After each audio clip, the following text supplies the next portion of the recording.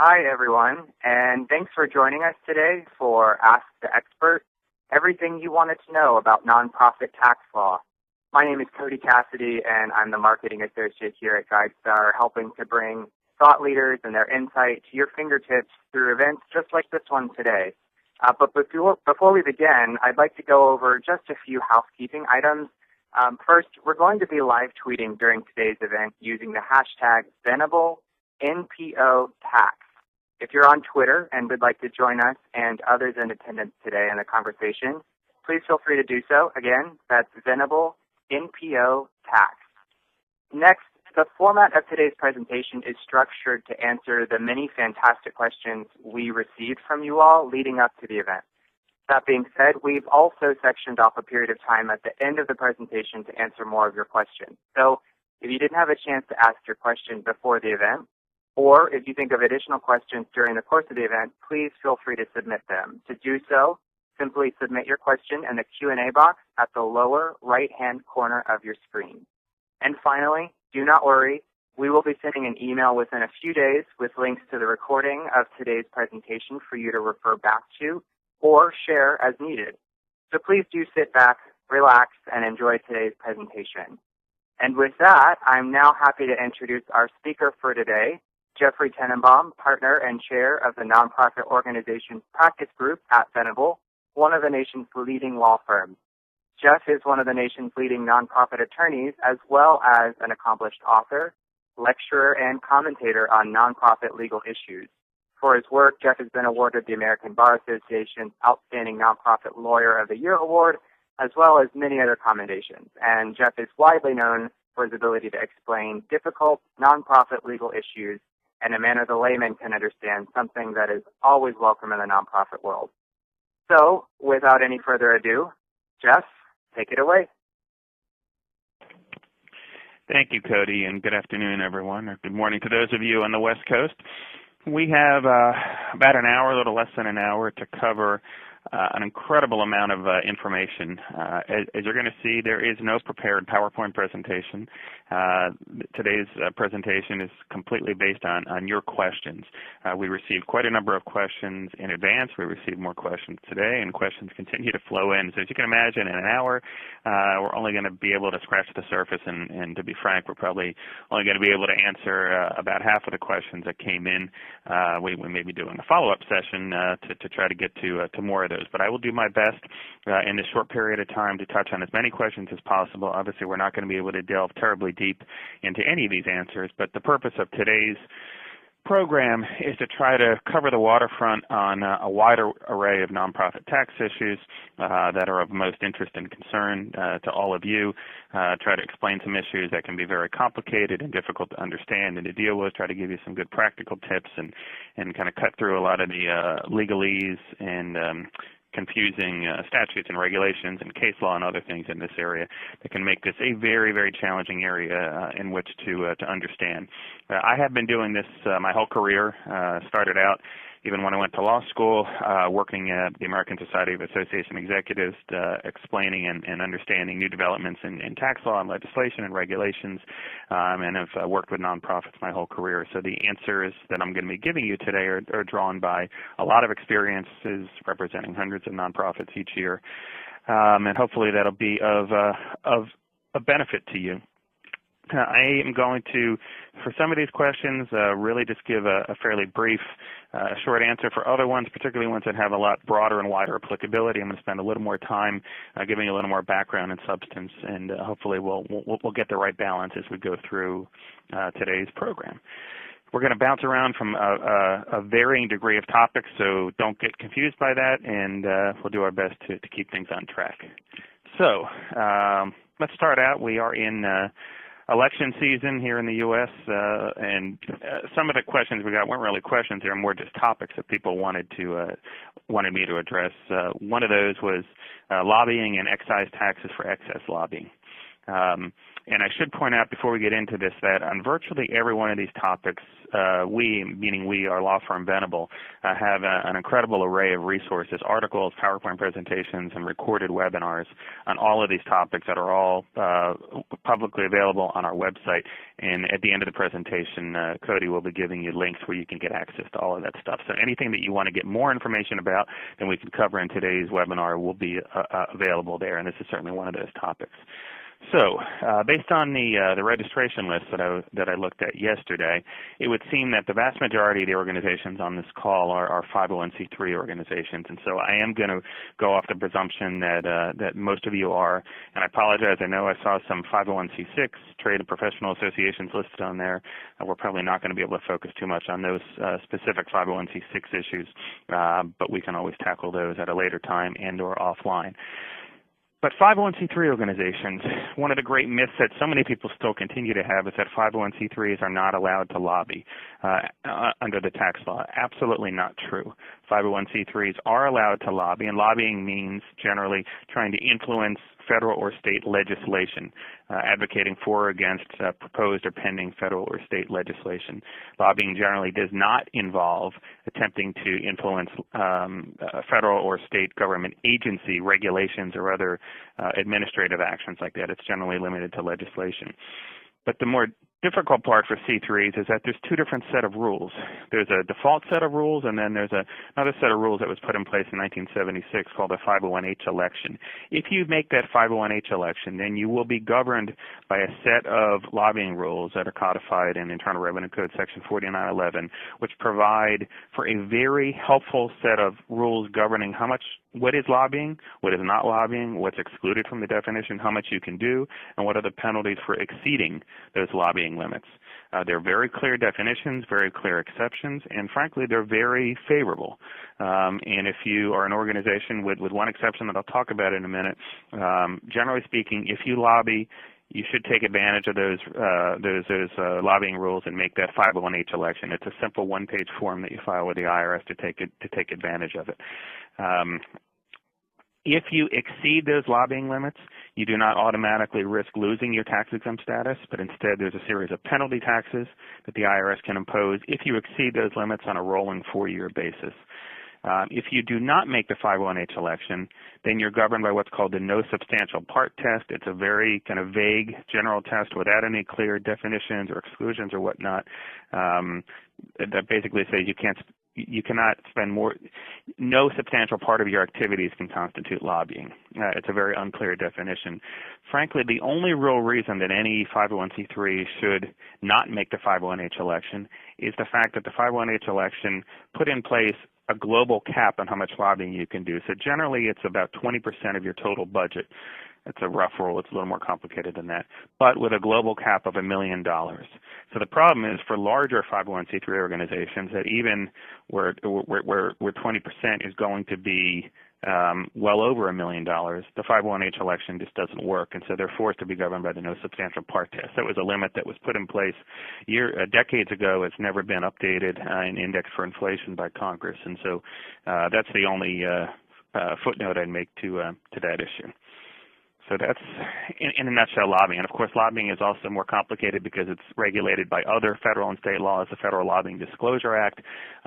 Many, if not most states, have their own state lobbying disclosure laws and other things. And then another important side note, especially in this campaign season, is that 501c3s are expressly and absolutely prohibited from engaging in any political campaign activity. So any activity that supports or opposes candidates for public office completely off limits.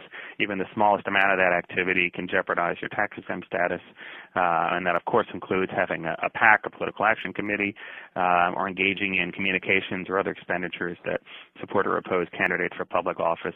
There are certain things that 501c3s can do in campaign season, such as get out the vote drives, holding candidate debates where they're nonpartisan, they're not favoring one candidate over another, and certain other things like that. But political campaign activity strictly off limits.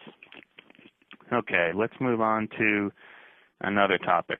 Can you talk about the need to monitor volunteer activities that misrepresent our organization? There is a pretty well-known, well, at least in association and nonprofit legal circles, U.S. Supreme Court case back from about maybe close to 30 years ago now called American Society of Mechanical Engineers versus Hydro Level. And that's a case that stands for the proposition that volunteers in a nonprofit organization, there happened to be a trade association, and the volunteers happened to be, in particular, a committee chairman, but volunteers nonetheless, this particular volunteer was acting in a manner to try to kind of rig a standard setting process in a way that would force other competitors in the market to have to license patents that his company owned from him in order to be able to satisfy the standard, and kind of rig the process to that end.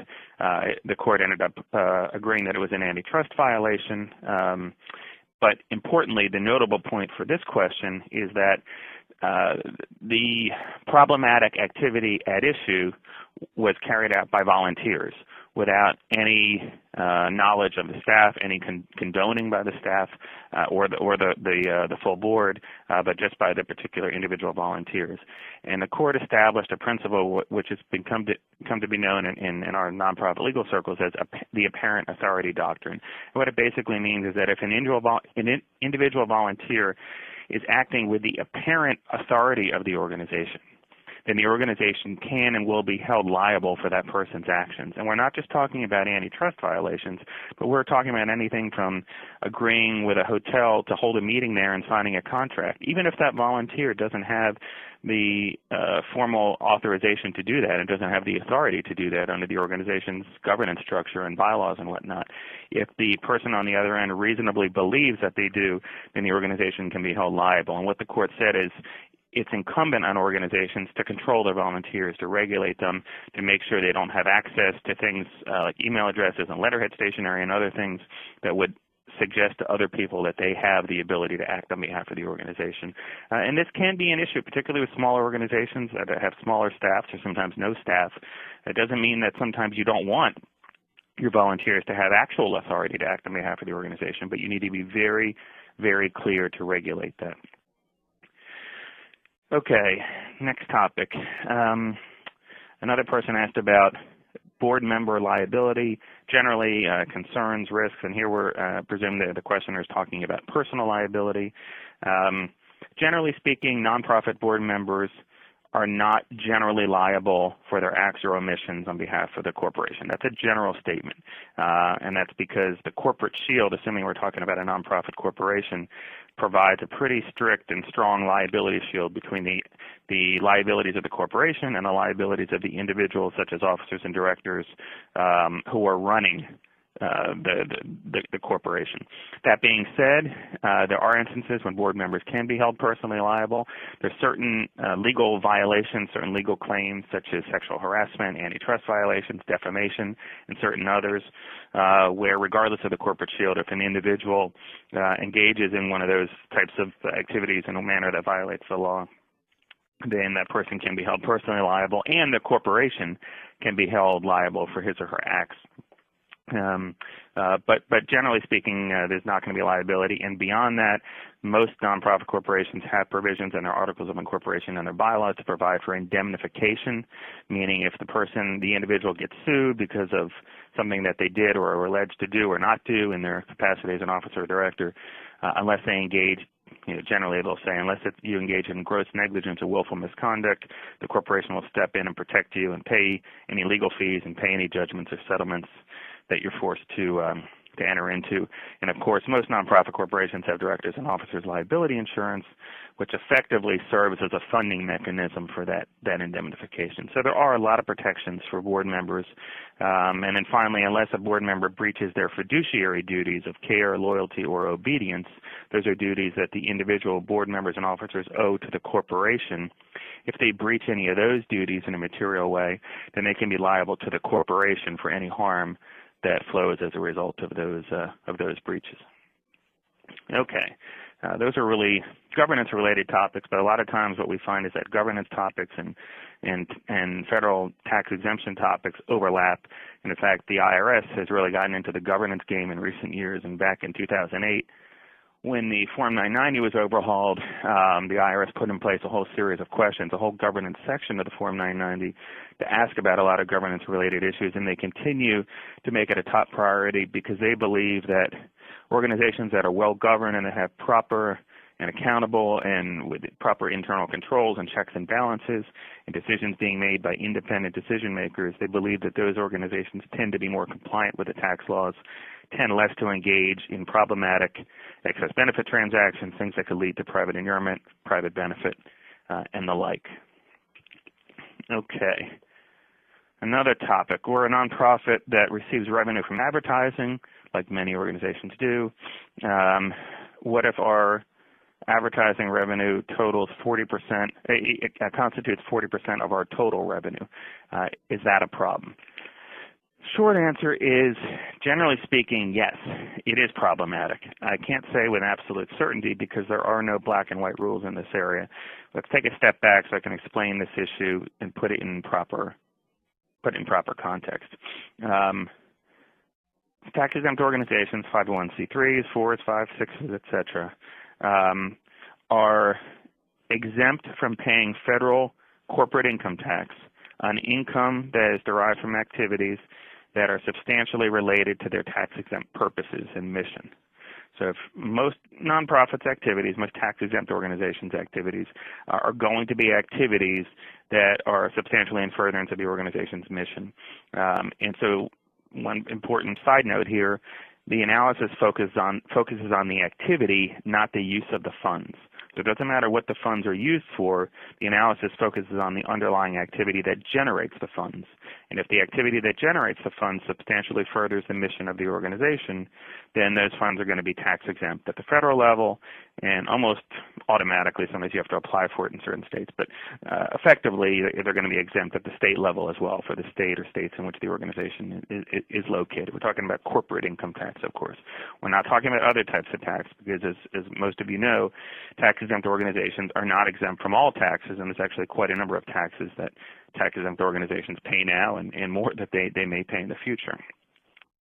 But back in 1950, Congress wrote into law a section of the code that we refer to as the Unrelated Business Income Tax. And what Congress decided to say is that they actually toyed with banning tax-exempt organizations from engaging in any activities that were not substantially in furtherance of the organization's activities. But where they came down is a position that said, no, you can engage in unrelated business activities, these activities which are A, regularly carried on, A, constitute a trade or business, which basically means you're doing it with a profit motive, B, are regularly carried on, and C, are not substantially in furtherance of the organization's tax-exempt purposes. If an activity meets all three prongs of that unrelated business income test, we call it the UBIT test, then generally speaking, that activity is going to generate taxable income. And the income, the net income from those activities will be taxed at the same graduated corporate income tax rates that for-profit taxable corporations pay. And the idea was that if a nonprofit is going to engage in these activities that are not substantially in furtherance of their purposes, that to level the competitive playing field, they said you're going to be taxed in the same way that a for-profit taxable corporation would be taxed. You are allowed to offset that gross income with directly connected expenses to reduce the net income.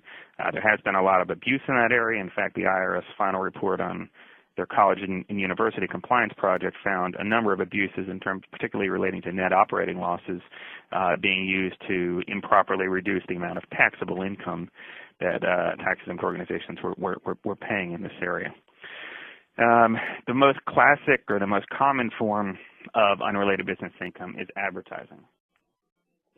And advertising is generally, well, you all know what advertising is, but we're generally talking about advertising in periodicals, regularly printed magazines, journals, newsletters, other publications, whether they're print or online, doesn't matter. They're all periodicals. And if you have a company that's promoting its product or services and paying you a fee to run an ad in a publication or even on a website, that's generally going to be taxable unrelated business income, regardless of what you use the money for. What Congress also said as part of that law is that you can engage in these activities, you can pay tax, however, you can't do too much of it. So you can't do, if you engage in too much unrelated business activity, you're going to lose, or you're going to at least jeopardize losing your tax-exempt status. But the problem is, or one of the frustrating parts of understanding this area, is that there's no bright line. There's no set amount of how much unrelated business income is too much where you jeopardize your tax-exempt status. And the court cases and the IRS rulings are all across the map in this area. There are even a couple cases that people point to sometimes where the organization earned 50% of its income from unrelated business income, but they still didn't lose their tax-exempt status. And now, in those particular cases, very little of the organization's staff time, volunteer time, and expenses were devoted to the activity. It just happened to generate a lot of money. So it's a very difficult area to counsel organizations and where the line is drawn. But as a general rule, most practitioners in this area, attorneys, accountants, and others, tend to advise their clients that if your gross unrelated business income compared to your total gross income starts to approximate 15 to 20% of that total income, then you're approaching or perhaps even getting into a danger zone. It can be complicated by other factors, but that's a good kind of rough rule of thumb. Probably a bit conservative, but maybe not. The good news is you have options. So if you are an organization that's lucky enough to be stumbling upon some unrelated business activities that are very profitable but are generating kind of a bit too much money from an exemption perspective, what you can do is spin off and form a wholly owned for-profit taxable subsidiary. Simply a for-profit corporation, can be a C Corp, can be an LLC, whatever form that you want. There are other forms too, whereby the nonprofit organization owns 100% of the stock or the membership interest in that corporation. You then take those one or more of those unrelated business activities, drop them into the taxable subsidiary. The taxable subsidiary operates those activities, obviously pays tax on any net income, but then it can pay some or all of the after-tax profits of those activities back to the nonprofit organization in the form of dividends, which are all tax-free to the nonprofit and can be received on an unlimited basis. So one of the adages that I find myself repeating to clients over the years is don't let the tax laws be the tail that wags the dog of your organization. If you have a great idea, if you have a great connection in a cause, an issue, an industry, a profession, and you come upon something that can generate great revenues for the organization, even if it happens to be an unrelated business activity, don't necessarily shy away from it, assuming that your culture and the leadership and whatnot are comfortable with the idea, because you can generate a lot of money for the organization, which can all be used for tremendous beneficial nonprofit purposes. You just need to structure the activities properly so that you don't risk your tax-exempt status. Similarly, should have mentioned this earlier, this ties back nicely to the lobbying issue I started out with. On the lobbying front, if you're a 501c3 organization and you want to do lobbying, and many nonprofit 501c3 organizations do lobby on very important causes or issues. For many of them, it's a very important part of what they do. But if you recognize you're in a situation where you need and want to spend more than 20% of your budget on lobbying, or if you can't even make the 501h election, if you're otherwise limited to, you think, an even smaller amount, you don't have to not engage in the activity. What you need to do is do a little corporate restructuring, and instead of forming a taxable for-profit subsidiary, what you form is a tax-exempt nonprofit affiliate under, say, Section 501c4 or 501c6. Those are the most common ones that are utilized, depending on the type of organization and where you fall in your, in your cause, issue, industry, profession. You form a separate affiliated entity, and it's not called a subsidiary because a subsidiary generally refers to ownership. And as a nonprofit corporation, there are no owners. That's one of the primary difference between a nonprofit and a for-profit corporation is that the nonprofit has no owners. So the affiliate is a nonprofit. It's tax exempt under a different category. Those categories, of course, as you probably know, 501c4s are not able to accept tax-deductible charitable contributions. That's one of the primary benefits of being a 501c3. It's also why C3s have the most restrictions on them, such as in the lobbying area, in the political campaign activity area, private benefit, etc. But these C4s and C6s are exempt from paying tax on their net income. And generally speaking, they can both engage in unlimited lobbying activities, and they can engage in political campaign activities up to what are some very now controversial and undefined limits. But generally speaking, we're talking about even half of your time and money can be spent on political campaign activities, subject to laws enforced by the Federal Election Commission and other agencies at the federal and state level.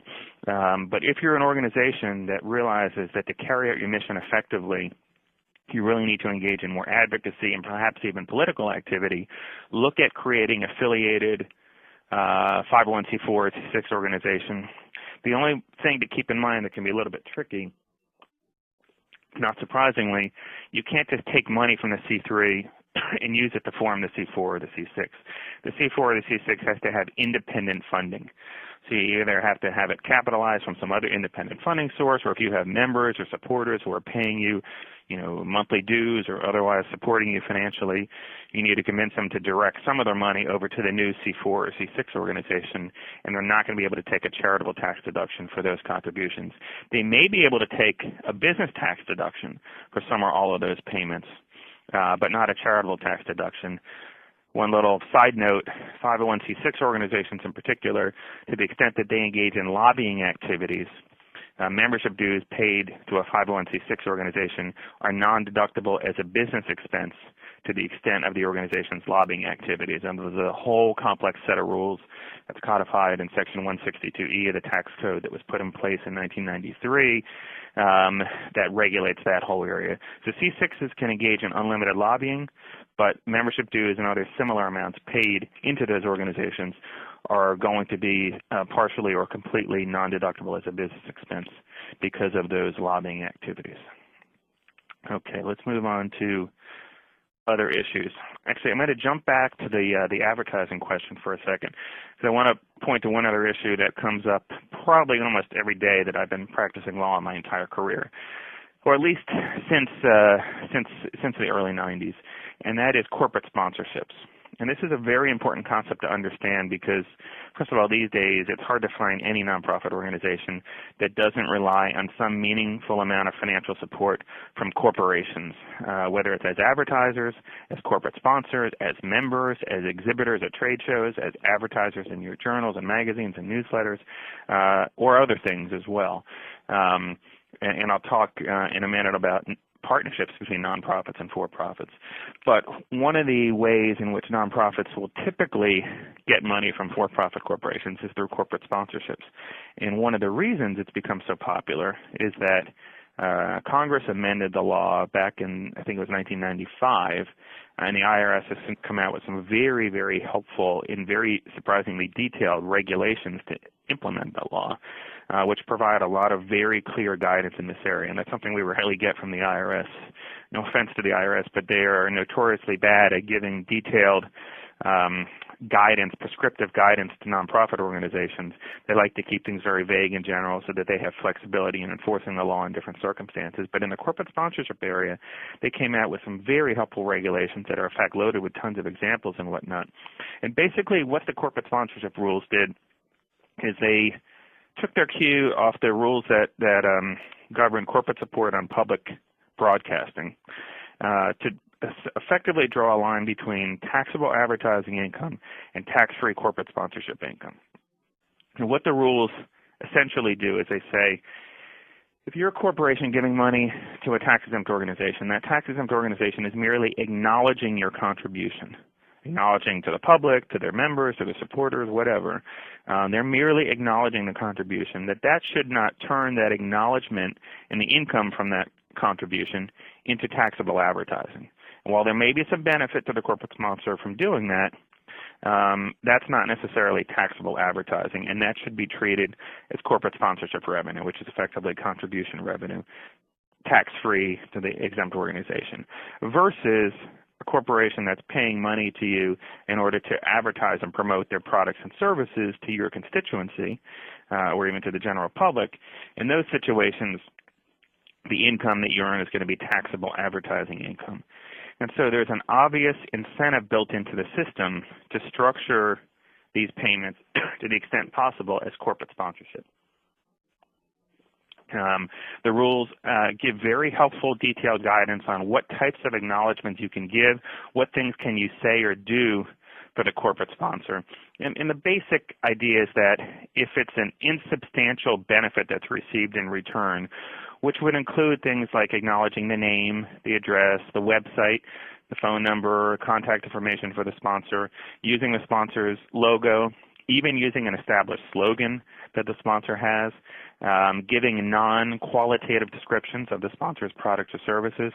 All of these things are consistent with a mere acknowledgement, whereas the rules say that if you're giving price information about the sponsor's products or services, if you're giving qualitative information about the sponsor's products or services, theirs are the best or the least expensive or the most effective in the market.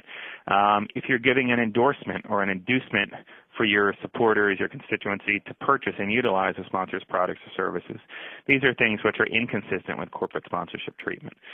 So it's a set of rules that's very much worth looking at and worth trying to structure your corporate relationships in a way where you can try to maximize the tax-free corporate sponsorship income and minimize the taxable advertising income.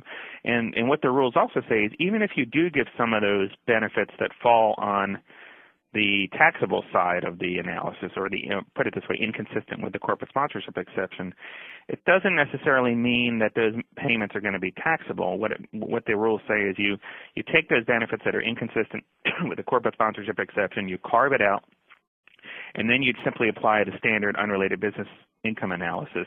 Is it a trade or business that's regularly carried on and not substantially related to your exempt purposes, to figure out if that portion, that fair market portion of the payment is taxable or not, and then the rest of it can still be tax-free. So it's something to really focus on. It's one of the exceptions to unrelated business income. Another very important exception that we got some questions about is the royalty exception. And so if you can think of it like this, I've sometimes explained to people like this, a corporate sponsorship arrangement, if you think of it from an intellectual property perspective, the corporation is giving its name and logo to the nonprofit organization, which is then going to use that in acknowledging the contributions. In both cases, it's a payment from the corporation to the nonprofit. In the royalty situation, though, again, it's a payment from the for-profit to the nonprofit. But in the royalty situation, the nonprofit is giving usually its name and logo, its intellectual property, to the for-profit corporation to go out, and the for-profit uses it to promote its product or service. Now, what we typically see this, it plays out as an endorsement, or you see it, you see it on the side of orange juice containers and milk containers and all sorts of products and services these days. You see it on credit cards. You see it everywhere, where a for-profit company, a food producer, a bank, whatever else, is paying a fee to the nonprofit to use its name and logo. Sometimes it's getting its mailing list as well. Again, a form of intellectual property. It's going out there and using it to promote and sell its products or services, and then it's paying a fee, which we call a royalty, back to the nonprofit in exchange. And that royalty is often calculated as a percentage of gross sales of that product or service, 0.5%, 1%, 2%, 3%, usually something like that. It's perfectly acceptable, and all of the money that the nonprofit earns from that arrangement is tax-free royalty income. And the idea behind that is that this is what we call, what Congress calls passive income. The nonprofit is simply sitting back, letting someone else use its property, in this case it's intellectual property, and getting paid a fee. And if that's all you do, that qualifies for the royalty exception to unrelated business income. And sometimes you'll see arrangements between a nonprofit and a for-profit that are multifaceted, and we draft many contracts where the contract will provide, Section 1 is a corporate sponsorship arrangement. Section 2 is a royalty arrangement. Section 3 is where the corporation is going to buy a booth at the trade show that's run by the nonprofit trade association. There's an exception for that as well. And then maybe the fourth is advertising, where the corporation is going to pay for advertising in the nonprofit's monthly newsletter and get a certain number of ads over the course of the year. Of course, those payments will be taxable. And so what you want to do when you're structuring these business relationships with your corporate supporters is figure out, what are they willing to pay, what are they looking for in exchange, and then from the legal perspective, how do you structure this in a way that tries to get it in the maximum number of buckets where you can maximize the tax-free nature of that income. Okay, let's move on. I know this is a lot to handle, a lot to deal with in a short time. Okay, another question: how do we handle in-kind and goodwill type receipts on the Form 990? First off, in answering this question, you have to distinguish between is the in-kind contribution. So we're talking about an individual or a corporation that's making a contribution to a tax-exempt organization. The first question to answer that, the first question you have to ask is it a contribution of goods or services? Is it a product like food, like donated clothing, like used cars, or is it a service, legal services, accounting services, whatever other types of services may be donated?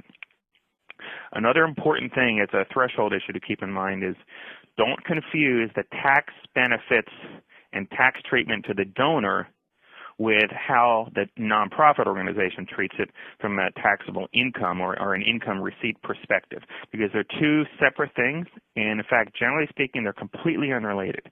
Completely unrelated, but so many people get confused as to, well, if the donor is taking a charitable tax deduction, that must mean that the tax-exempt organization is getting tax-exempt income. And that's not necessarily the case. In fact, using the corporate sponsorship example, many corporations will pay their corporate sponsorship payments to the charity out of their marketing budget, and they'll treat that as a business expense because it's an ordinary necessary business expense for them. So they're taking a 162 business deduction as opposed to a charitable deduction, but the charity is treating it as donation income, as corporate sponsorship income. Here, where you're talking about donated goods, so let's talk about goods first and then services. Donated goods, from the donor's perspective, while there are a whole series of new rules and things that you need to take a look at, because the IRS has really had to crack down on this area, because as you can imagine, when people are donating a good, and it's not like you're donating if you're donating $100, you know that donation is worth $100. So if you're going to take a $100 charitable tax deduction on your tax returns, there's no issue that that's worth $100. But if you're donating a piece of artwork that you believe is worth $5,000, but someone else may disagree and say, oh no, that's only worth $2,500, if you take a full $5,000 tax deduction for that, that could be problematic from the IRS's perspective. And so the IRS has really cracked down on donated property in terms of, in many cases, requiring appraisals and other things to try to crack down on abuse in this area. So from the donor's perspective, that's something you need to pay attention to, and there are certain obligations on the recipient as well in that regard, for a form that you need to issue and whatnot. Keep in mind, though, under no instance is the donor obligated to value for the donor, for its tax deductibility purposes, what the value of that donated good is. From the nonprofit's perspective, it's treated the same as cash. So when you receive donated goods, you need to book that as income and treat it the same as if you were receiving cash. Even though nothing's going into your bank account, you need to treat it that way for your own financial accounting and your books and records, and of course it's going to be reflected on the Form 990. If it's just a straight donation, then it's just going to be donation income.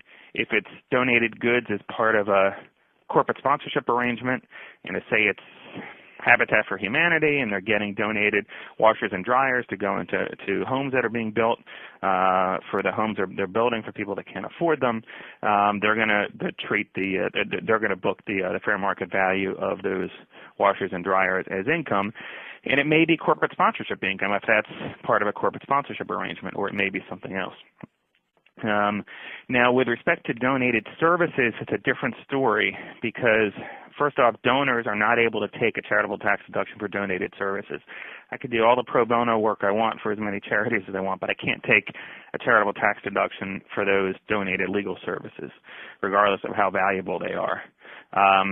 And similarly, generally speaking, from a tax law perspective at least, the charity does not have to book the value of those donated services as income. I can't say for sure if that's the case from an accountant's perspective, because I'm not an accountant. But from a tax law perspective, you don't have to put any value on that. Jumping back to the donor, a donor is, however, permitted to take a charitable tax deduction for out-of-pocket expenses that they incur in carrying out donated services. So if I'm an attorney and I'm providing, free legal services, and I'm attending a pro bono client's board meeting, and I take a train or a plane or drive to get to the board meeting, and I pay for parking or whatnot, I'm able, to the extent that those expenses can be documented with receipts and whatnot, I'm able to take a charitable tax deduction for the value of those out-of-pocket expenses, but not for the donated services themselves. And then, of course, as all of you know, there are obligations on the recipient of donated services to provide, in certain cases, for contributions over $250 or over $75 worth of goods and services received in return, you're obligated to provide a written acknowledgement to the donor of that contribution, and you have to indicate the value of any goods or services like a dinner or other things that were received in return for that contribution. Okay, jumping back to unrelated business income, there's a question about sales of here the example talks about crafts and gifts. Let's use the example of museums because I think that's a good one for people to understand. When you are going back to that general unrelated business income analysis, you don't look at how the money is used. That's completely irrelevant. Congress made that very clear when they passed the unrelated business income law, that it doesn't matter how the money is used. You analyze the underlying activity to see, does that activity substantially further the taxes and purposes of the organization? If you're an organization, for instance, that's selling T-shirts and coffee mugs and other things with the organization's logo on it, selling a T-shirt or a coffee mug is not substantially in furtherance of the organization's mission. It's just simply not. And if you're going to manufacture those or go out and purchase them and then sell them yourselves, you're going to have to treat the income from that as unrelated business income. However, if you go out and you license your name and logo to an outside company that's going to manufacture or acquire and then sell those items and they give you a percentage of the sales, then you can treat it as tax-free royalty income. There was a case involving a nonprofit environmental organization that protected endangered species. It was an IRS ruling from a number of years ago that said the organization was selling desk accessories like notepads and ink blotters and things like that, each of which had the organization's name and logo on it, an imprint of an endangered species, and then it was accompanied by a little piece of literature that gave a little background on endangered species, why they're at risk, and what you can do to help protect that endangered species. And in that ruling, the IRS said that what that organization did in that instance was turn what would have otherwise been an unrelated business activity into a related one, because the IRS held that they were furthering the tax-exempt mission of the organization by kind of spreading the word about how to protect these endangered species through that activity. And I like to use that example because I think it's a great kind of tax planning example of how if you know the law in this area and you think creatively and sometimes even outside the box, you might be able to turn an otherwise unrelated business activity into a related one. And that's the same reason why museums that sell items in their gift shops, those items, if you notice, are generally tie into the exhibits that are going on in the museum at that time. And it's that same analysis that I just gave you is the same reason why most items sold in museum gift shops are treated as related income to the museums. So keep that in mind as you do your tax planning for various activities. Another question, if I change the name of my 501c3 organization, do I need to reapply to the IRS for recognition of our tax-exempt status? Absolutely not. You do not. To change the legal name of a corporation, you have to amend your articles of incorporation. That means filing an amendment to the articles in your state of incorporation.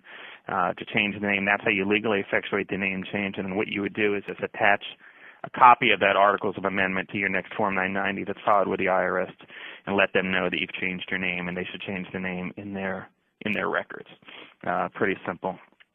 Keep in mind that if you were incorporated in a state that's different from the state in which you are currently located, that's okay, happens all the time, but you need to maintain your corporate status in that state of incorporation, and you also need to qualify to do business as a foreign corporation, that's what it's called, in the state in which you're doing business now, in which you're located, and maintain your corporate status there. And if you happen to have, say, telecommuting employees in other states as well, generally speaking, you're going to need to qualify to do business in those states as well.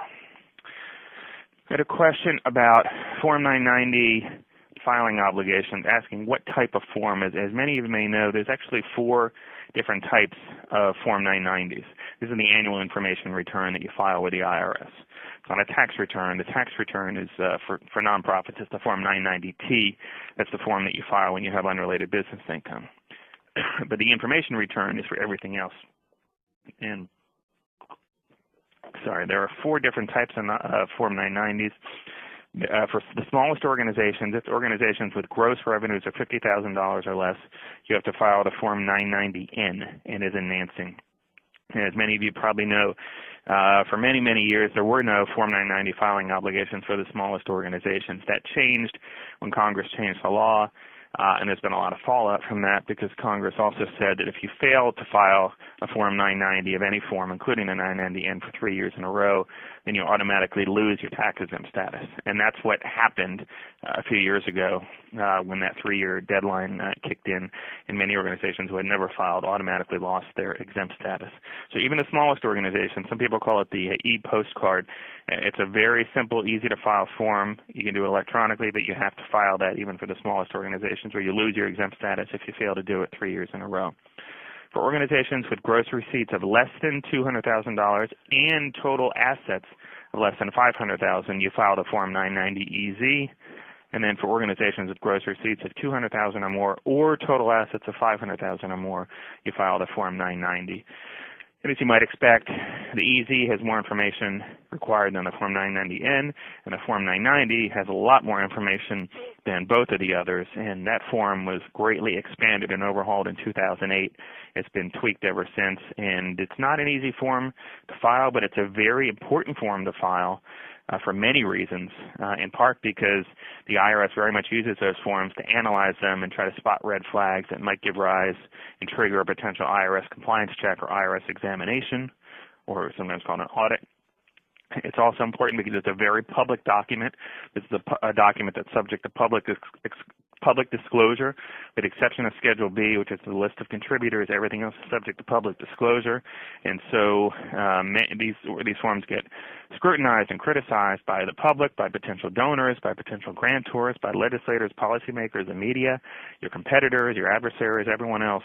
And so you really need to take the time not only to make sure the form is accurate and complete, but to make sure you're really putting your organization's best foot forward in using that form as an advocacy tool for your organization. And one of the nice things about the revised form is that there's actually a separate schedule where you can, almost a blank sheet effectively, it really is, where you can add a lot of narrative to explain how you're furthering your exempt purposes, all the good things that you're doing out in the community or the country and the world, and I would strongly encourage you to do that. And then finally, private foundations file the Form 990-PF.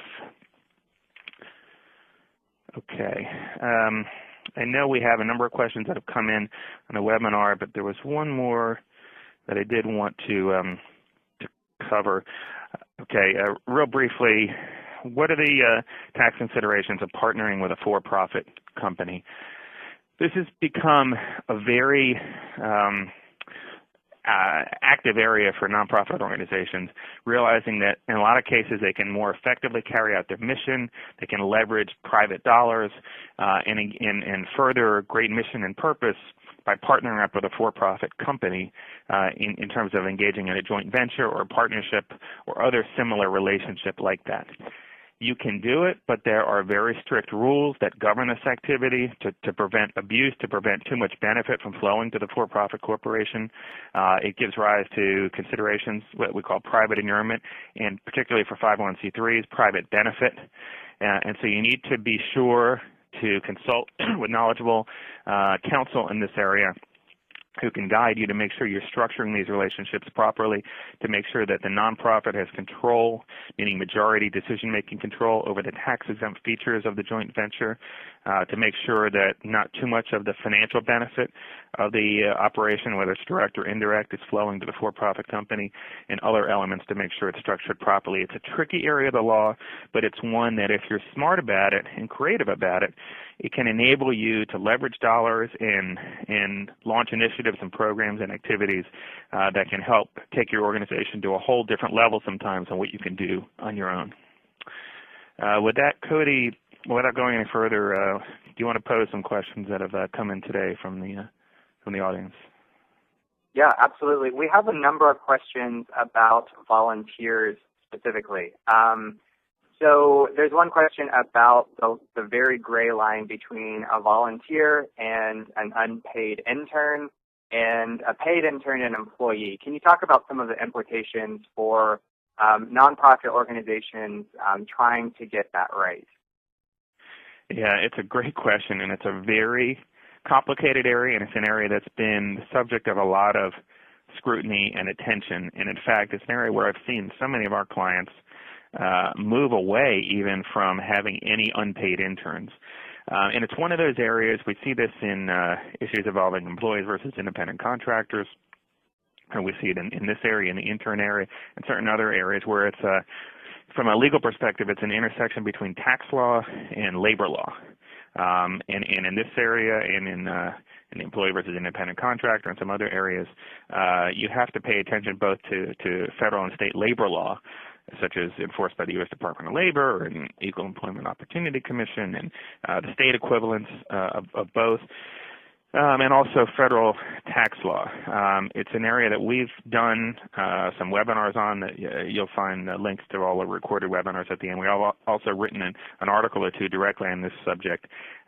Frankly, it would take too much time to even scratch the surface on this call, but I would just the most important thing to keep in mind is just because you're a nonprofit and you call someone an intern doesn't necessarily mean and you plan not to pay them, doesn't necessarily mean that government regulators are going to view that the same way, or even a disgruntled former or terminated intern who decides to bring a private lawsuit to try to recoup pay that they believe they should have had.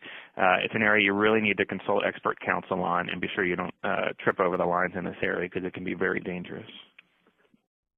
Great. And then following along that line, assuming that an organization has properly classified a volunteer as a volunteer, is a nonprofit liable for the actions of a volunteer? Maybe they're helping maybe with social media or contacting donors. Are there implications there if they go awry there?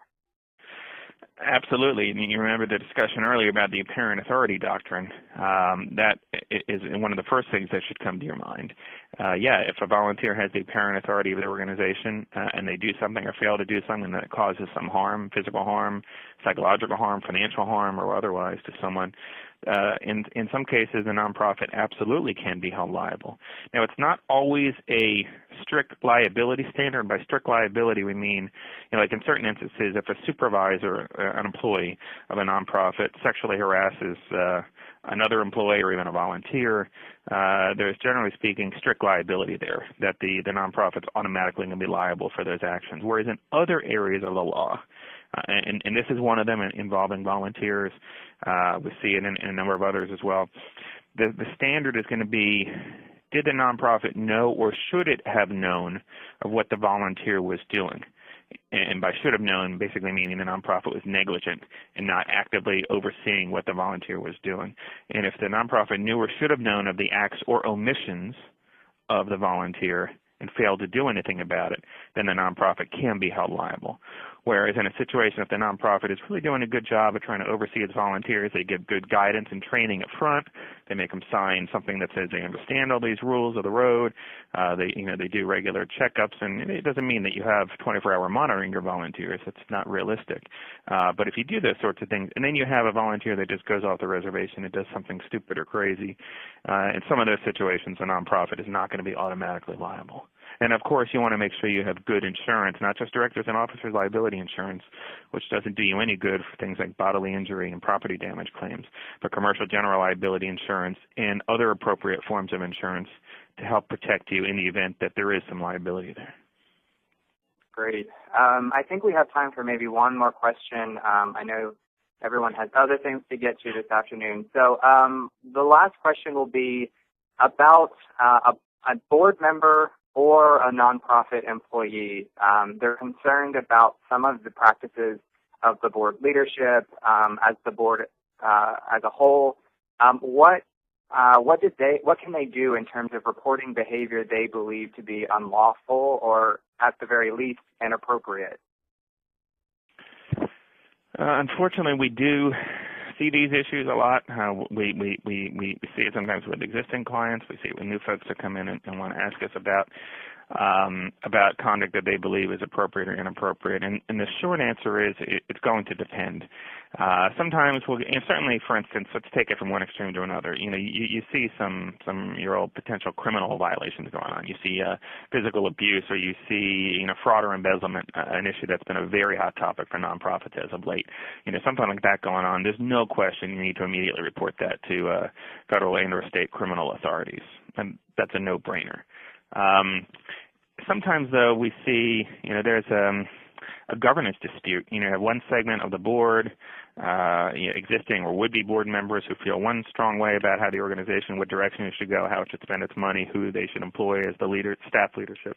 And you have another segment who feels very differently. And they get into a real battle over that. A lot of times folks like to use the law as ammunition to try to win those battles.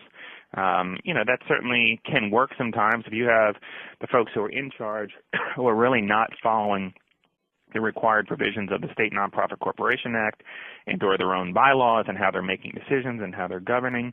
If you believe that there's been a lot of improper action taken and control exercised over the organization that was not legally sound, one option is to go to the State Attorney General for the state of incorporation to try to get them to take action. Oftentimes it's difficult to get them to take action, but we had a client recently that came to us and said, look, we have a really disgruntled member. He's really a thorn on our side.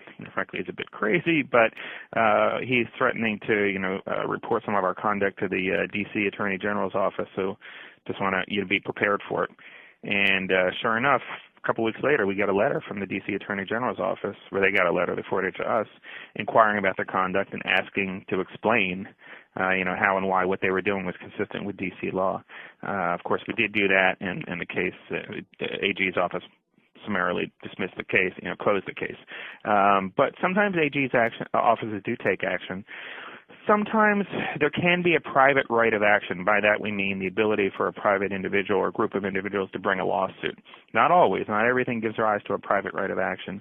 For instance, if you believe there's tax code violations, there's no private right of action for a federal tax code violation. You could believe it could be as clear-cut as day that someone's violating, the requirements of their tax-exempt status, but there's no way you can go into court and sue them or ask a court to enforce the tax law against them. It just doesn't exist. Now, all you can do is go to the IRS and file a complaint. There's a complaint mechanism system there. You can also go to a state attorney general and other state officials who can then make referrals, and they very often do. In fact, I just saw a recent IRS report talking about the number of referrals they got from state agencies about alleged violations of exempt status. So there are reporting mechanisms there, but there's no private right of action.